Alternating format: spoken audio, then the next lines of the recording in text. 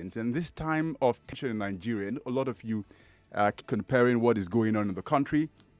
And I've heard people say over and over again that we should watch what is happening so that what happened in Rwanda doesn't happen in Nigeria. And Rwanda, more than 20 years after the genocide, well, not up to 20 years, we are more than 20 years after the genocide, going to 27 years, they appear to have picked up the pieces. But you'll be amazed at the stories you would hear today, and perhaps you get a different idea on what exactly we need to do.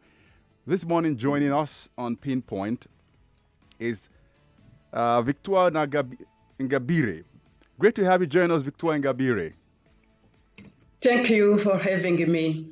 Excellent. And we're streaming this live on Facebook as well as on YouTube at Nigeria Info FM, on YouTube, Nigeria Info FM, on Facebook. So you can see Victoire Ingabire Umuhoza, who is a Rwandan politician and chairperson of a new political party, Development and Liberty for All, with the focus to campaign for more political space and development.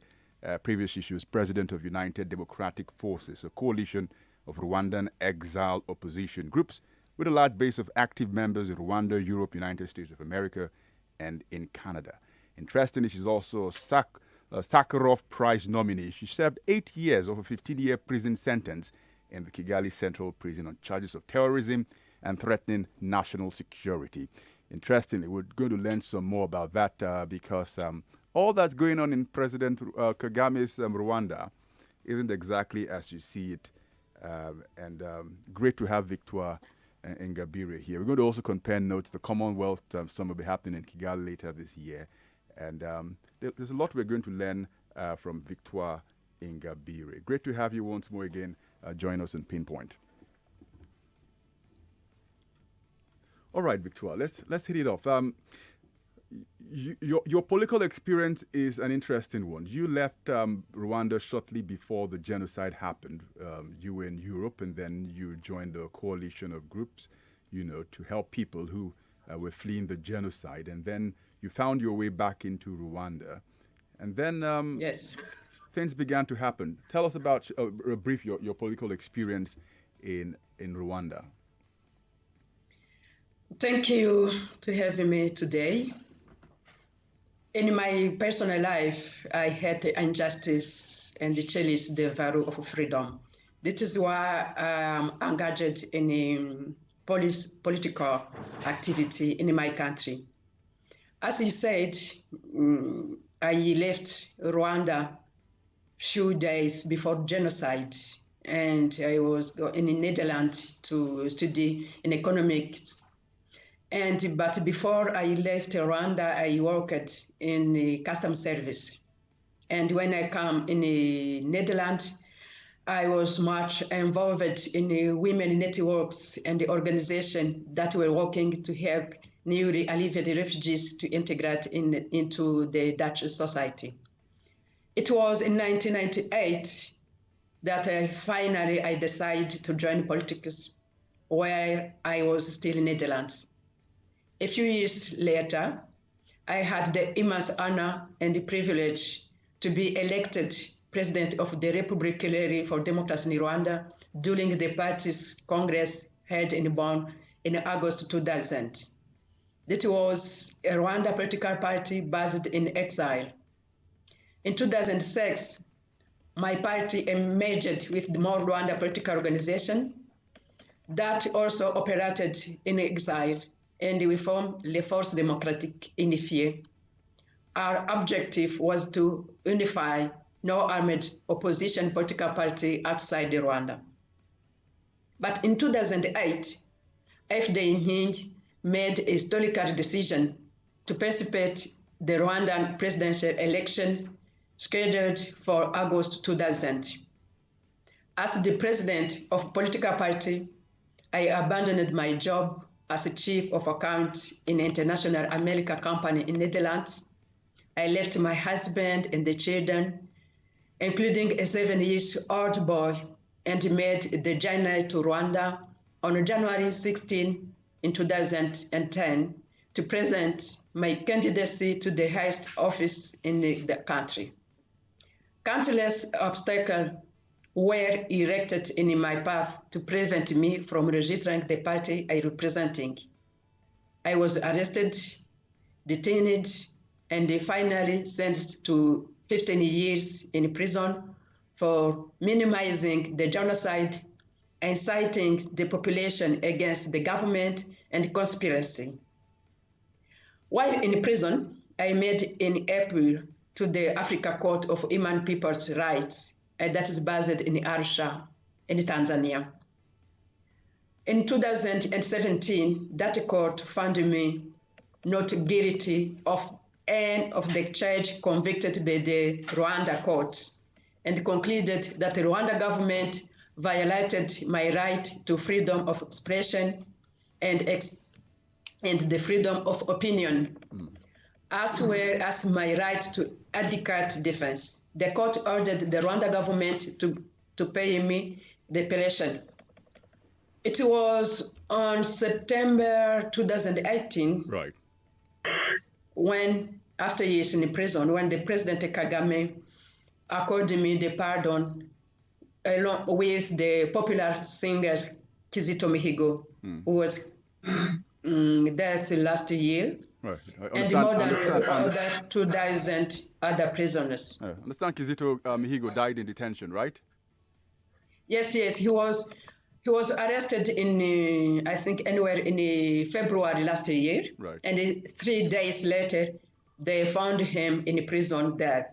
Right. They say that he killed himself, right. But it is difficult to believe that story, because it was a young man who believed in God, who was a right. God's spirit, right. But it was difficult to believe that he committed suicide in prison. All right, right. If you but just when right. I come out of the prison, right, to conform to the government laws and due to the other logistical and practical reason, I resigned from FDI Hindi party and formed a new party, Darfur Morinzi. I have not succeeded yet in getting it registered until today. All right. Maybe. Right. So, Victoire, I guess... Yes, your listeners can ask why I resigned. All right. You have to know that when I was released, it was under condition. For example, every month, once I have to present myself to the prosecutor office. Right. And secondly, I can't leave the country without the authorization. Right. And since I was released, right. 2 times I tried to ask the authorization to leave the country, but they refused to accord this authorization. Right. And you have to know, as in the beginning you said, right. we have members outside in the different countries. It was difficult for me to stay in the party when I cannot meet the members. Right. This is why one of the reasons I resigned in FDI and formed a new party. All right, very well said. In a nutshell, so I'm sure millions of listeners who are listening in Lagos, Abuja, all across the country, and of course in Kigali, I understand several people are tuning to today's broadcast, will sort of find it difficult to understand that this is Rwanda, where a lot of people in Nigeria, millions of people who listen this way, point and say, look at what happened in '94, the genocide. Look what has happened afterwards. Paul Kagame is the president of Rwanda. They say, for example, that the Rwandan success story is everywhere for all to see. There's the Rwandan airlines, there's the Rwandan economy, which is massive. But then they hear this other version that you talk about, not being able to leave your country. But thank goodness for the internet. We can hear you and we can understand what is happening. And then look at Nigeria, for example. We're having so many cases. I mean, just a couple of days ago, hundreds of students were abducted. There's ethnic strife, there's tension rising all across the country. What do you say? The Rwandan model in terms of lessons to be learned, you think is something that we can apply in Nigeria, for example, to say that ethnic tension and violence does us no good in the end? Yes, you are right. The ethnic, it's not really the solution of the cause many problems in our country. You talk about the success story of Rwanda and what Nigeria had to learn from Rwanda. I heard your compatriot, the writer Chimanza Ngozi Adichie, talking about the danger of Sanga story, whereby she explains how a Sanga story can be misleading. The success story of Rwanda is yet another Sangha story. It is true that according to National Statistics Institute of Rwanda, read in an international organization in the media, Rwanda is an economic success story. But the other story is that the government does not tolerate opposing views on its governance and development policy. The democracy put in place in Rwanda faces numerous dire challenges. The political space is limited. Freedom of expression is impeded, and human rights are abused, and there is no separation of powers. I think that you would agree with me that for solid economic transformation to take place in any country, citizens need to participate in decision in making, and their rights needed to be respected and not abused. And the other side of the story about the successful development made by Rwanda is that the economic growth registered over a decade was driven by aid, not by private sectors or tradable sectors. This growth has primarily benefited by urban, middle, and upper classes who represented less than 10% of the population. If the people talk about the development in Rwanda, they have to know it. That is not all population who benefit this growth of the economy in Rwanda. Moreover, significant public funds raised through excessive borrowing has gone into big projects that do not directly benefit people, such as the construction of lecture hotels and conference centers, maintaining the image of the city, leaving the rural population that constitutes more than 80% poor. Crucial sectors to mass population, such as education and agriculture, remain underfunded.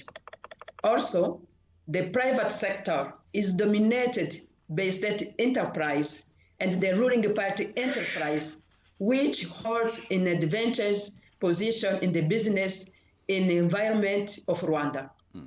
And in addition, public tenders are awarded primarily to ruling party members and the RPF business empire crystal venture. That is the empire, the society of the RPF, the current political party and power. This has limited the competition in the private sector in Rwanda and prevented it to develop as it should. This, if people talk about Rwanda, this is why I give the example of your compatriot. If you should talk about the Sangha story, people believe in the image they saw on television, but they have to go in a rural area to see what happened in Rwanda. You have to remember that Rwanda is still among 25 poor countries in the world. All right. Even though I know that supporters of the Kagame government and other optimists will look at those numbers in terms of economic growth and then ask, this shows some sign of progression. But plenty of things to talk about. In case you just joined us on 99.3 Nigeria Info, we're streaming this live on YouTube, on Facebook also too. And you can go on our app on Play Store as well as on iOS and download Nigeria Info FM. And let's have a conversation. So this is a very touchy subject. I was in Bujumbura in Burundi a couple of years ago, and it did occur to me that even in the parliament, you see that they had Hutu, Tutsi numbers given to, percentages given to members of parliament. It has on the ID cards. But in Kigali, interestingly, by the way, I was even detained briefly in Burundi. My passport was seized and I had to be interrogated. And then I got to Kigali. Kirundi and Kia Rwanda, similar languages in the way it's spoken. Hutu and Tutsi, right, by the way. But in Rwanda, when I asked people whether you're Hutu or Tutsi, it's interesting to imagine that they stared at me strangely and saying it doesn't exist anymore. In Nigeria, we have discussions. The radio is turned on social media everywhere. We view things a lot through the ethnic lenses. People say it's not good. It's what has caused the tension to rise. The removal of the ethnic lenses, one of the things probably that got you into trouble, I can imagine. What are your thoughts? You know that the problem of ethnicity should not be a problem in Africa. You know that everywhere you have different ethnic groups.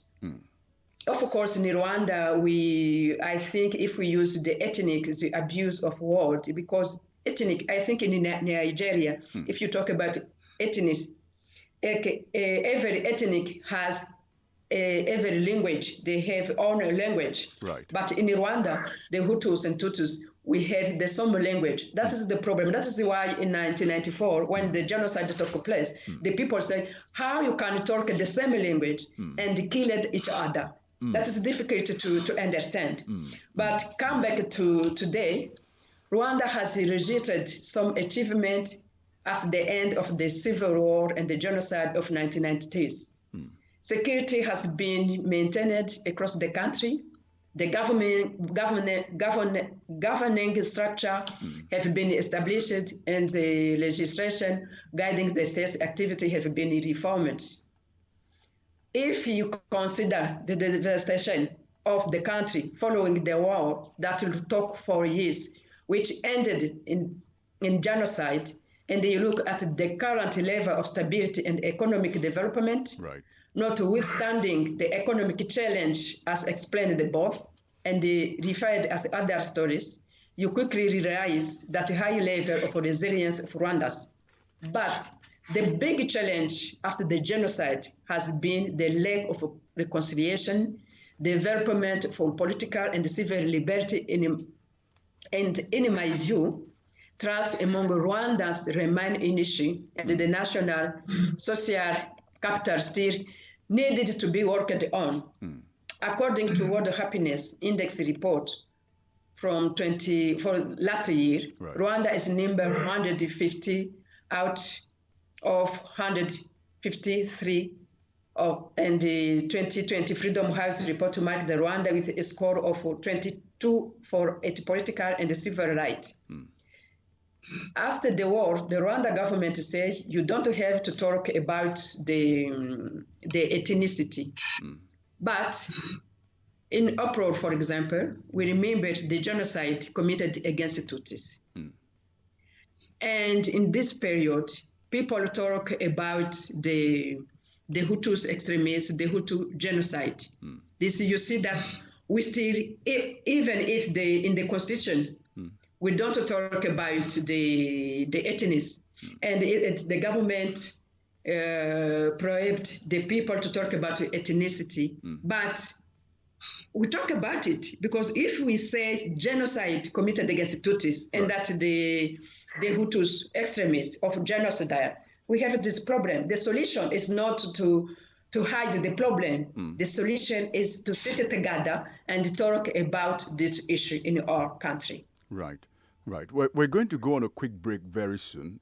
And then when we come back from that break, Victoire Ingabire will talk to us some more about women participation in politics, which Rwanda has numbers that Nigeria would want to kill for in terms of how women are represented in parliament. Rwanda's got one of the highest numbers, if not the highest in the African continent, of women in politics. She's been in politics, and it would be great to hear and see her viewpoint. But before that, I would also want to get her viewpoint on Gachacha, which was the local social justice system. Over 700,000 cases, I understand, was dealt with to see whether if questions around social justice have been answered more than 2 decades later, or there's still something for us to think about. It's 99.3 Nigeria Info. We're on to Victoire Ingabire, who is a politician in Rwanda, and very importantly, a prisoner of conscience. Spent 8 out of 15 years in prison, but then, in quote, the magnanimity of Paul Kagame set her free in 2018. We'll come back and talk some more. 99.3 Nigeria Info. Let's talk.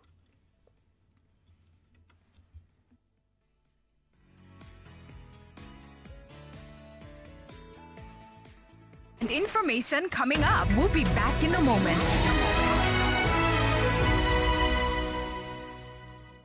Hey, Oga and Madam, you don't see the room now. Make I show you the toilet where you go to share with other neighbors.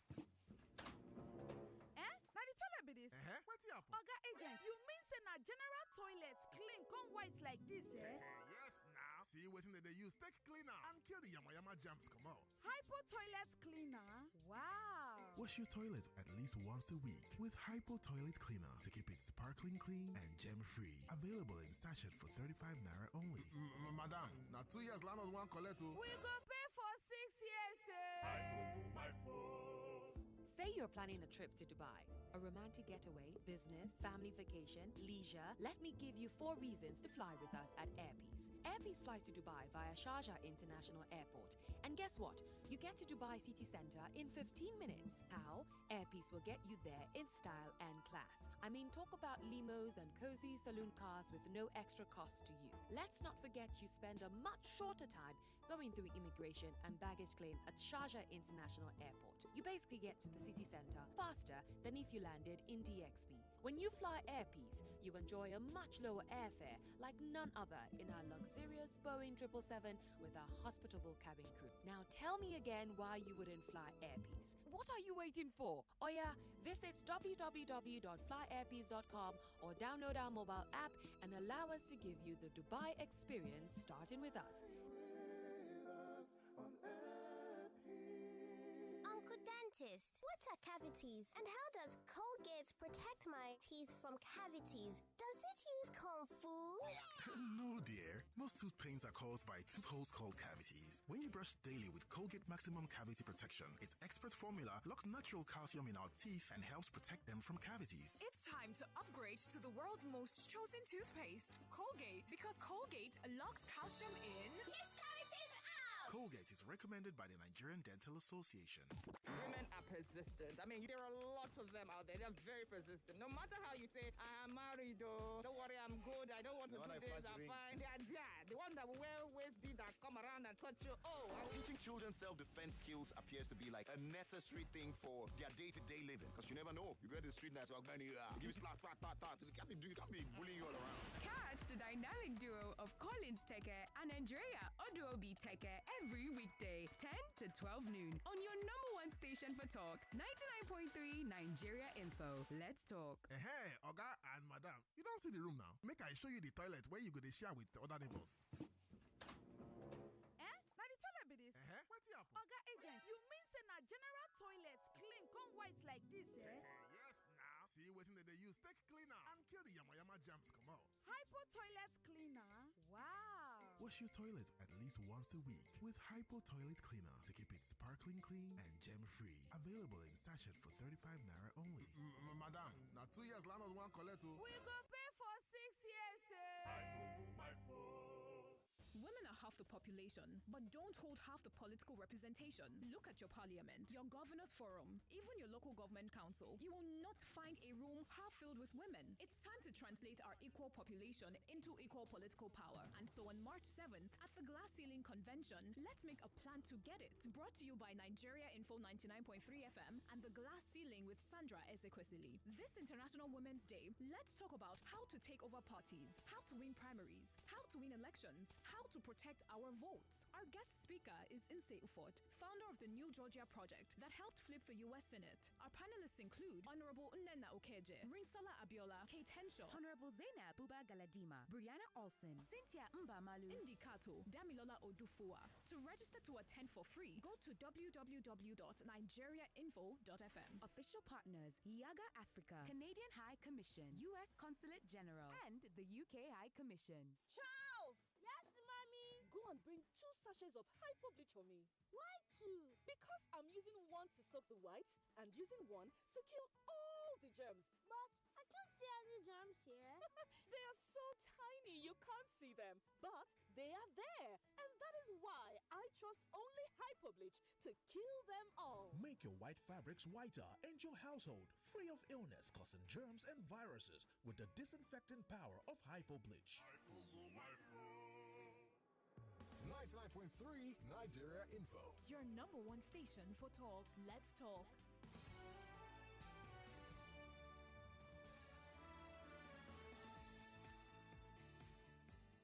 All right, welcome back to your #1 talk news and sports station, 99.3 Nigeria Info. And it's 7:30 Lagos.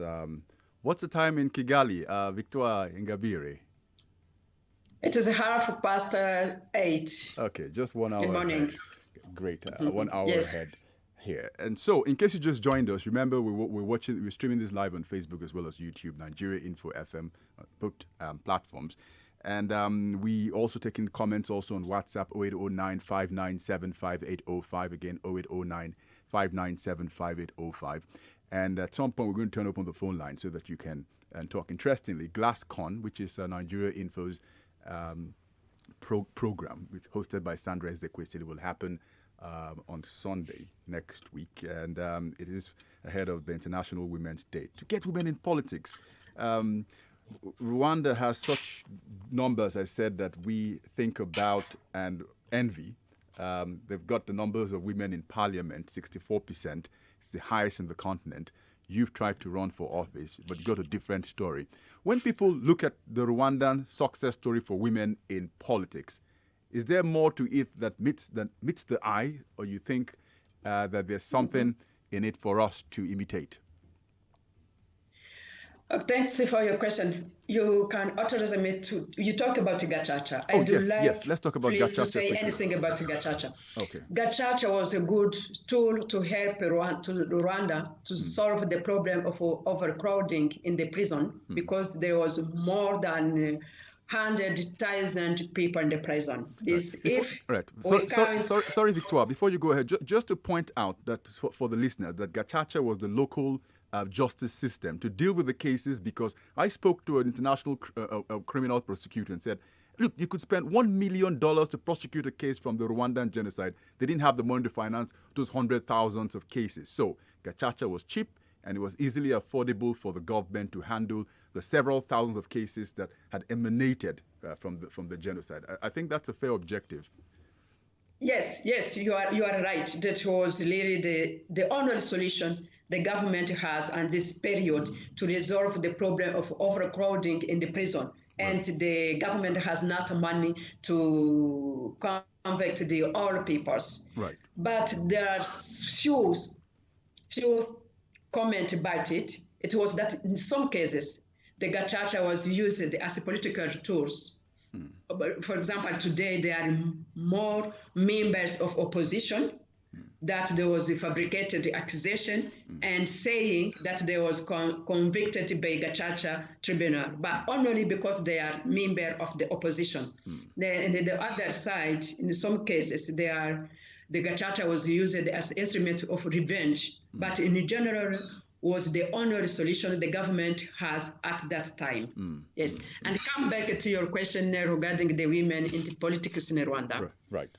It is quite fair to acknowledge that irrespective of political calculation, the government has created a legal and institutional framework and taken some steps to empower women.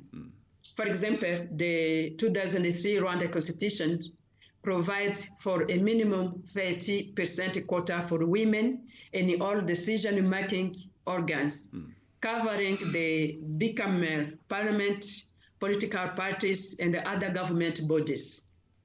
The 2013 Rwanda parliamentary election shared in record-breaking, where more than 64% of seats giving to the women. However, it is equally fair to say that it is not enough to sample to give the highest number of women in the parliamentary. It is also vital for them to have the capacity to influence policy and not just rubber stamp the wishes of the executive. The number high of women parliamentarians has been not translated into laws that protect women. The laws initiated by women parliamentarians are few, comparing to those introduced by the president and passed by the legislature. Indeed, while women lawmakers have boosted and heavily lobbied for the self-saving law against domestic violence, Transparency Rwanda has complained about the lack of interest of the lawmakers in condemning and initiating a bill against the growing sex-based corruption in the labor market and in education institution where high grades are exchanged for sexual favor. And you know, if they talk about Rwanda, Rwanda is not a corrupted country. But you have to understand that today, if women need a job, they have to pay sex. That is really a big problem in our country. Women like myself who try to challenge the government or try to compete for the highest office are suppressed. I was arrested when I was trying to stand in the presidential election 2010. And in 2017, Mrs. Rwigara Diane has thrown in jail because she attempted to challenge President Kagame. I spent 6 years in solitary confinement where Diane... Say that again. You spent Yes. 5 years in solitary confinement. Yes, Okay. yes. And but while Diana and her mom were thrown in jail and were released after 1 year. This is an example to show that if you don't agree with the government and you are women, they don't respect your right. This is not a question that you are women, that they promote women. No, the problem is if you agree with the current political party on power, that you have no problem. But if you are against the government, not against, but you don't agree with the policy of the government, of course, you are women, they put in prison. They cannot say that we respect the women, that the women don't have no problem. No, that is not really. As I said, I think the larger number of women in the parliament of Rwanda gives impression that the purpose is to portray a good image of the government. Let's talk about Victoire. Let's talk about something which I've seen you write and talk about also too, which is the Commonwealth.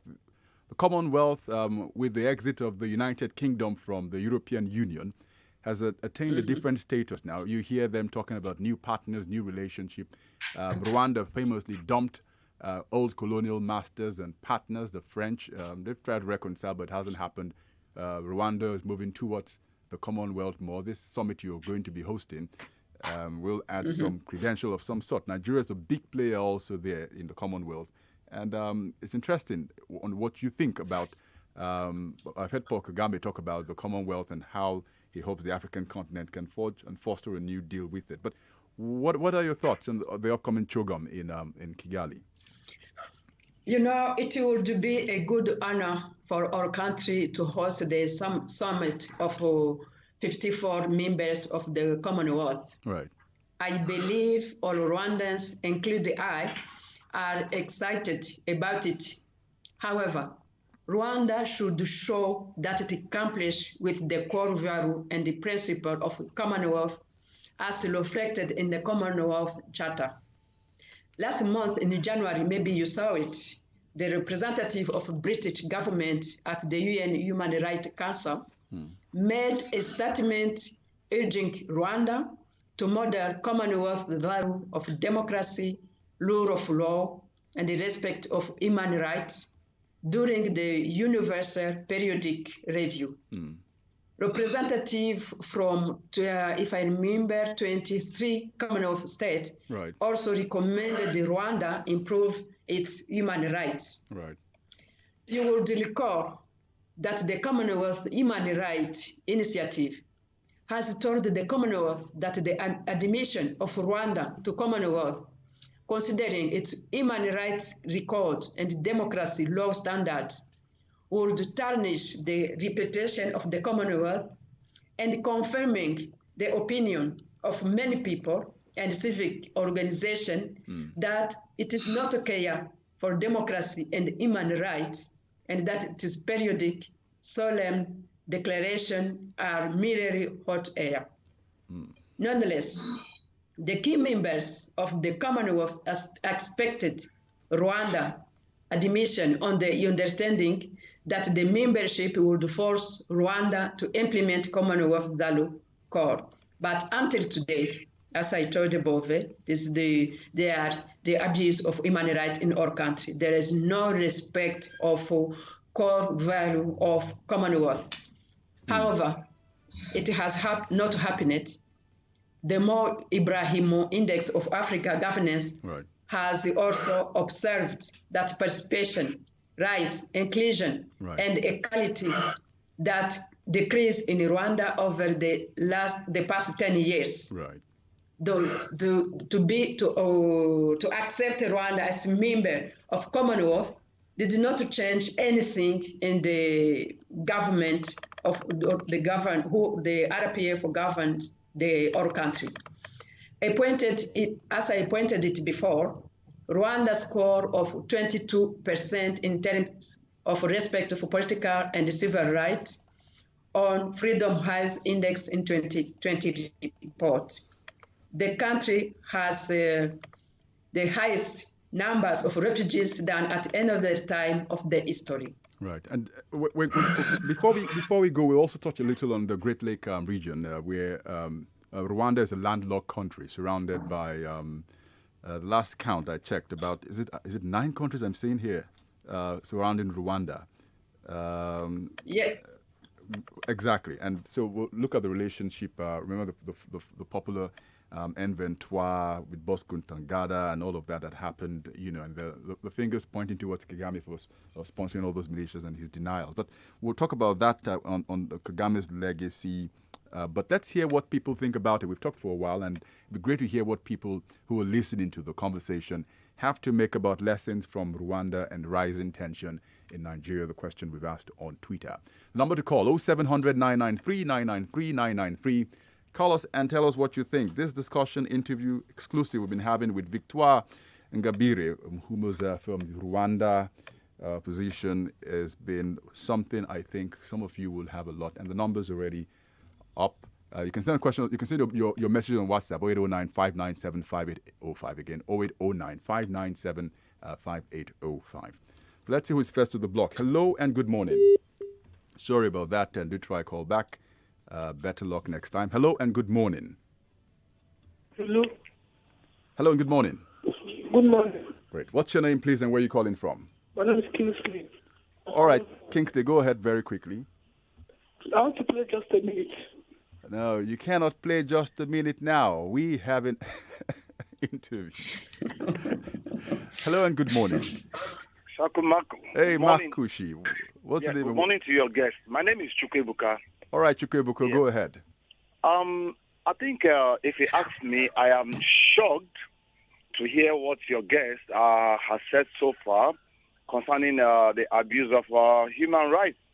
Because for me in Africa today, I'm not going to lie to you, Paul Kagame is someone I respect. Taking it back to the Rwandan genocide, and then the development, the achievement, the progress made so far today. I happen to be a member of Africa Youth for Change, based in Rwanda, headed by Diana Paula. And I think I followed a lot. So it is how it is. I think Kagame needs to have a change. I'm in shock, honestly. Oh. But all the same, kudos to him. He has done a lot. He has moved Rwanda forward, put them where I think, taking that to an enviable height. Oh, thank you very much. All right, thank you very much, Chukwebuka. Hello and good morning. Hello, good morning. Great. Shakumaku. Hey, Makushi. What's the name and where you calling from? Semi from Aghogho. Am I right? Yes, from Aghogho. Yes. All right, MI, please go ahead. What she said is not surprising, right? What we have heard from other sources is that for Kagame, he does the public relations democracy. It just makes democracy look good on Rwanda so it can attract resources and investments. And he does that very well. Do you understand? So people inside Rwanda actually say that they don't really get the full 9 years of democracy, but what they get is a performative democracy. Do you understand? So my challenge is this, that even the partners, the foreign partners with Rwanda, they know this, but they're always looking away because of their own interests. So how do we get the world to see that, hey, beyond the investment you have in Rwanda, people are actually complaining? Because that particular part you mentioned is very correct. Anything, if you can do anything, he doesn't mind. But once you want to aspire for presidency, you become the enemy of the state. So I think the foreign partners of Rwanda should go beyond their strategic interests and follow the rule of law. Thank you very much. All right. Follow the rule of law. Interesting. From MI. Hello and good morning. Yeah, good morning. Great. What's your name, please, and where are you calling from? Obiora. All right, Obiora, please go ahead. Please, one of these, like Rwanda genotype, please, we'll talk about Nigeria, Biafra genotype also. Not also we are talking about Rwanda. It also happened in Nigeria against Biafra. So sometimes in radio, you people conduct the program, so we can talk about our own. Now we haven't treated our own, we are treating outside own. Thank you. All right. Thank you very much, Obiora. Hello and good morning. Hey, good morning. Great. What's your name, please, and where are you calling from? My name is Richard. I'm calling you from the island. All right, Richard, please go ahead. Good morning to your guest. I think what she has said so far is quite interesting. And I think one or two things Africa can learn from what has happened so far in Rwanda is that you need to build strong institutions, not just strong men. Put it side by side with what we saw under Donald Trump in the U.S. The only reason the U.S. survived that was because they had strong institutions. So Africa needs to borrow a leaf, particularly Nigeria, vis-a-vis what we have seen so far. You need to build up the institutions so that things can go collectively for the common good. And Paul Kagame had done some things right, but especially the innovative gachacha you talked about, if I'm correct. Right. We need to look inwards to see how our own brand of democracy can better what we have in the West. Thank you. All right. Thank you very much, Richard. And I don't see any messages on WhatsApp, but if you can summarize in a minute your thoughts on the comment, Victoire Ingabire, it would be great to hear from you. If you can repeat the question, because I did not hear very well. Well, there are not necessarily many of them questions. Most of them shocked at what is going on in Rwanda, because they've had only one version of the story. Apparently, there's more to it than meets the eyes. Some say that they've had about this in the past, but that you just reinforced many of the things that they've had. They also talk about Western powers turning the other way while they see abuses happen, which they think is something that happens very often across the African continent, which leads me to something a lot of people have talked about, Paul Kagame and his legacy. It's more likely than unlikely he will contest the next election in 2024, which will take his reign to over 30 years in office. I know you cannot speak about Paul Rusesabagina. A lot of Nigerians know about him because of the movie Hotel Rwanda. He's in trouble in Rwanda now. He's going through his trials, we understand. He's falling out of favor with the government. Interesting, I did listen to Paul Kagame's interview a couple of weeks ago on CNN where he said, even though he's in court, he made comments about it, which doesn't suggest that that trial will be free or fair. He said things like he'll probably get what he deserves because he's joined the bad guys and all of that. And this sort of think about the independence of the judiciary in Rwanda. The Paul Kagame legacy, what do you think, Victoire? I hear, some people say that they are surprised or shocked to hear what happened in Rwanda. But what I can say, it is right to say that the political President Kagame has made Rwanda stand out at the world stage. I know that in all Africa, they see him as a model, role model for them. Right. And there are some achievements at the economic level. But his weakest point will be political repression, explained before, which could potentially plunge the country into another abyss. President could make a big difference, and indeed, he could be done in history as a great statesman if he opens the political space and invite a genuine opposition to a round table and they chart out the best way to put in place as the system that is rationing to every Rwanda. He still has the opportunity to get the country back on the track. I am certain that if today we Rwandans accept our history as it is, recognizing both the positive and the negative effect that it has had on our country's social, economic, and political development, we can build on what we did and learn from what we failed on. Thus, set a way forward on how we can safeguard accomplished development and build on them to attain even greater achievement than what Kagame achieved until today. Like that, we would have transformed or unfortunately passed into a better history which will inspire the younger generation of Rwandans as they will continue to work toward making Rwanda secure and prosperous. And you talk about Rusesabagina. As you said, I can't talk about his case because it is still in the court. But what is clear from what I have observed is that the way he was brought in violate international law. All right. Violate international law.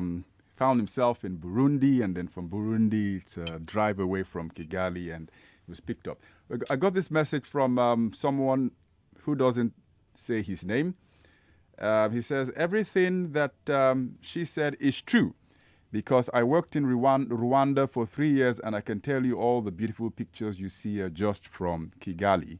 The level of poverty is really appalling. Kagame is the devil behind the curtain. A university was closed down just because of political reason. Anonymous. Okwe Kende from Ijegun says, I salute the courage of this woman, not Nigerian women, business politicians. I beg to differ. They've got fantastic Nigerian women politicians, Okwe Kende. I pray Nigeria's economy and bandit problem would not sweep the country away like the genocide that happened within the Hutus and Tutsis. I smell the same within the Fulani and Hausa. God bless Nigeria.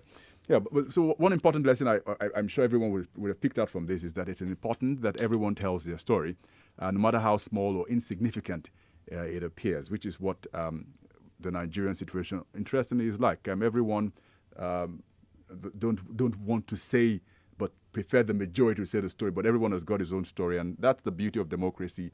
Everyone has what they have to say. In just a minute, your closing remarks, Victoire. Yes. What I can say to close. More conversation, more talk, more right after this.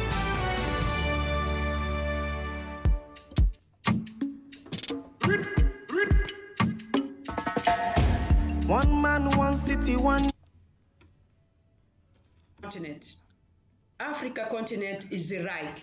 We have population, we have natural resource, but we don't use it. What I can say, the African leaders don't need to protect their people, but they need to invest in this population.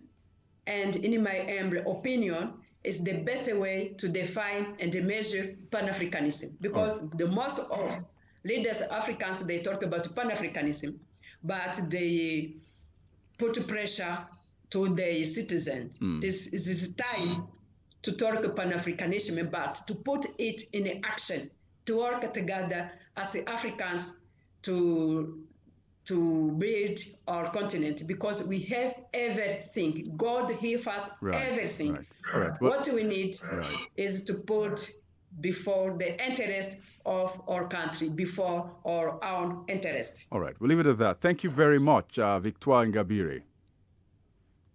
Thank you, too. All right. So that's it on Pinpoint. We'll have Jimmy D show at the top of the hour with the discourse. Charles! Yes, mommy? Go and bring 2 sachets of hypo bleach for me. Why 2? 99.3 Nigeria Info. We are more than just radio. Subscribe to our YouTube channel at Nigeria Info FM. Check us out on Facebook at Nigeria Info 99.3. Follow us on Twitter at Nigeria Info FM and on Instagram at Nigeria Info FM Lagos for live updates as it happens. 99.3 Nigeria Info. Let's talk.